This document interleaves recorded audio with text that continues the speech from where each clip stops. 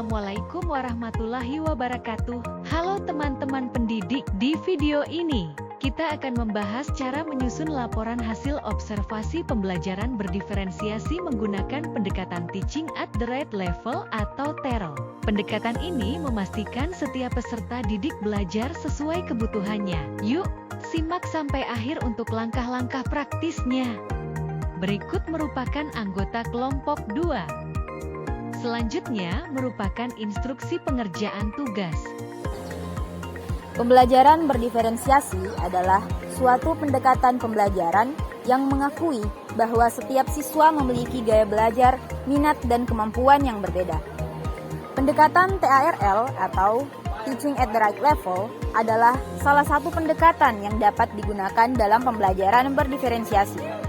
Tujuan observasi ini adalah untuk melihat sejauh mana guru menerapkan prinsip-prinsip pembelajaran berdiferensiasi dan pendekatan TARL di kelas. Berikut modul yang kami telaah adalah modul Guru Pamong di Esman 9 Makassar dengan materi ajar macam-macam alat ukur, besaran, satuan, dan dimensinya. Berikut merupakan informasi perangkat ajar Guru Pamong kami Bu Askiana Eka Putri. Selanjutnya merupakan metode observasi terdiri dari waktu dan durasi observasi yaitu 3GP. Teknik pengumpulan data yaitu catatan lapangan, wawancara, dokumentasi. Fokus observasi yaitu guru merancang dan melaksanakan pembelajaran. Berikut merupakan hasil observasi yang kami lakukan. Jadi perencanaan pembelajaran di SMA Negeri 9 Makassar terdiri dari 1. Guru menggunakan model pembelajaran PBL, Problem Based Learning. 2. Guru memberikan tes diagnostik pada awal pembelajaran. 3. Guru membagi peserta didik dalam kelompok heterogen. 4. Guru menggunakan beberapa metode pembelajaran seperti metode ceramah, diskusi, dan presentasi. Berikut merupakan wawancara Guru Pamong terkait penggunaan pendekatan TERL dan pembelajaran berdiferensiasi di SMA Negeri 9 Makassar.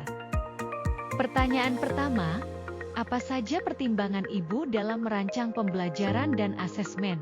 Dalam merancang pembelajaran, penentuan model ataupun metode pembelajaran sangat diperlukan yang disesuaikan dengan materi ajar. Terkhusus asesmen, ditentukan dari instrumen penilaiannya. Pertanyaan kedua, apakah Ibu melakukan asesmen awal diagnostik sebelum merancang pembelajaran? Iya, sebagai bahan pertimbangan untuk mendesain model pembelajaran yang sesuai dengan minat dan bakat peserta didik. Pertanyaan ketiga, bagaimana cara Ibu merancang pembelajaran dengan karakteristik peserta didik yang berbeda-beda?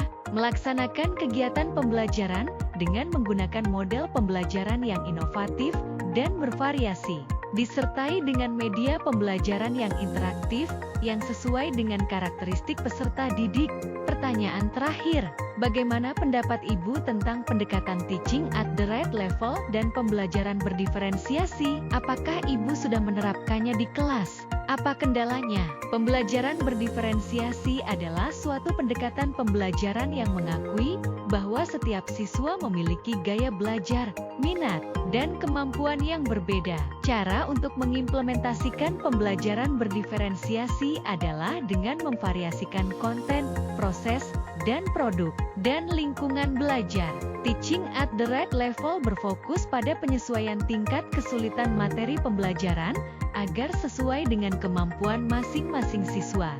Tantangannya yaitu masih banyak siswa yang tidak ingin dikelompokkan berdasarkan kesiapan belajar mereka. Selanjutnya, analisis kesesuaian dengan pendekatan pembelajaran berdiferensiasi. Jadi modul ajar yang telah dikembangkan oleh guru telah mengintegrasikan model Problem Based Learning (PBME) dalam rancangan pembelajaran berdiferensiasi dalam aspek konten, seperti guru memberikan berbagai macam sumber ajar seperti dari buku paket, YouTube, dan demonstrasi penggunaan alat. Dalam aspek pembelajaran berdiferensiasi proses, proses pembelajaran guru yang kami amati telah menggunakan beberapa metode pembelajaran seperti metode ceramah, diskusi, dan presentasi. Namun, masih ada beberapa hal yang perlu ditingkatkan seperti variasi tugas yang ditawarkan masih terbatas dan cenderung berfokus pada satu jenis kemampuan kognitif, sehingga tidak memberikan kesempatan bagi siswa untuk mengembangkan berbagai aspek kecerdasan mereka. Selanjutnya, analisis kesesuaian dengan pendekatan teaching at the right level. Jadi modul ajar yang saat ini digunakan belum secara optimal mengakomodasi perbedaan tingkat kesulitan yang dimiliki oleh setiap siswa. Materi yang disajikan cenderung terlalu homogen, sehingga tidak memberikan tantangan yang cukup bagi siswa berkemampuan tinggi, namun di sisi lain juga terlalu sulit bagi siswa yang masih berjuang untuk memahami konsep dasar. Akibatnya, siswa dengan kemampuan tinggi merasa bosan dan tidak termotivasi untuk belajar lebih dalam, sedangkan siswa dengan kemampuan rendah merasa frustasi dan kesulitan untuk mengikuti pembelajaran. Kurangnya diferensiasi dalam tingkat kesulitan ini juga tercermin dalam soal-soal latihan dan tugas yang diberikan. Soal-soal yang ada cenderung memiliki tingkat kesulitan yang seragam, sehingga tidak memberikan kesempatan bagi siswa untuk mengembangkan kemampuan berpikir kritis dan pemecahan masalah sesuai dengan potensinya.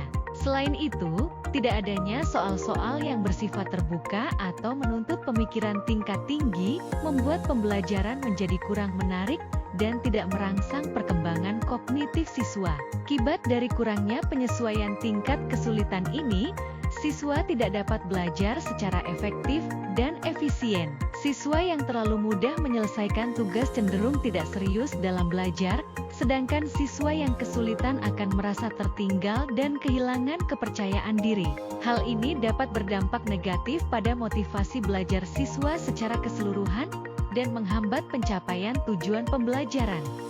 Terima kasih sudah menyimak. Semoga pembahasan ini bermanfaat untuk mendukung pembelajaran prinsip pengajaran dan asesmen di kelas. Jangan lupa like, komen, dan subscribe agar tidak ketinggalan video lainnya. Sampai jumpa di video berikutnya.